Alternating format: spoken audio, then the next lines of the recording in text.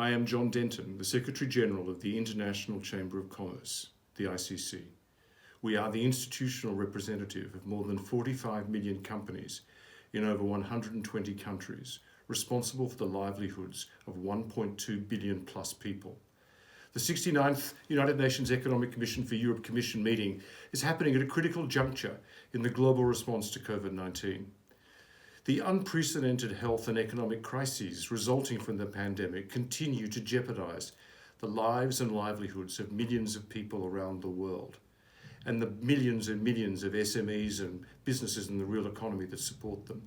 We must end the pandemic to enable the global economic recovery. But what kind of recovery do we want? Most importantly, we need sustainability and resilience to be at the heart of our economic recovery.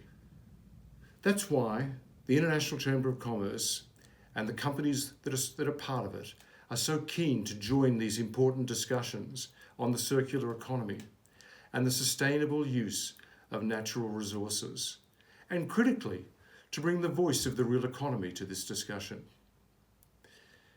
As the only business group with UN observer status, and as the official UNFCCC focal point for business and industry, ICC holds a deep commitment to the Sustainable Development Goals and to the Paris Climate Change Agreement and to CBD biodiversity objectives.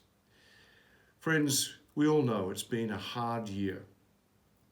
But far from diminishing ambition, COVID-19 has only generated a greater sense of urgency and importance for sustainability, with businesses of every size, sector, and geography doubling down on their sustainability efforts. Many companies are willing, but not always ready and able to take actions to lower their emissions. That is precisely why the International Chamber of Commerce established the SME Climate Hub, a one-stop platform for small businesses to make an internationally recognized SME climate commitment, access practical tools and resources to help curb emissions, and unlock valuable incentives to support them in their journey. But business action is only one part of the story. We also need an economy, an economic system that allows for a transition to a circular economy.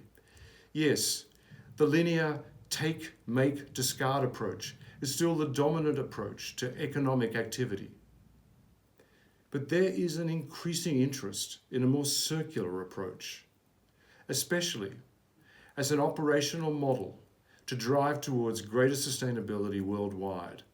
And it is becoming increasingly clear that attention must be given to the role of trade in driving this approach. Relatively little is actually known about the intersection between circular economy approaches and international trade.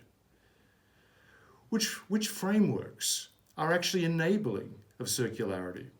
And by contrast, which frameworks are actually inhibiting a more sustainable model of production and consumption? These questions need evidence-based answers grounded in the experience of the real economy. That's why we at the ICC have initiated a major new research project that will explore how trade interacts with the circular economy. And we at the ICC will provide recommendations to governments and to the WTO about how to open and facilitate trade to scale up circular economy solutions. Let me conclude by saying that to scale up circular economic models from local to global, we need trade. Trade is essential. And for this to work, we need effective policy coordination between the public and private sectors. At the ICC, we will enable that effective and important collaboration.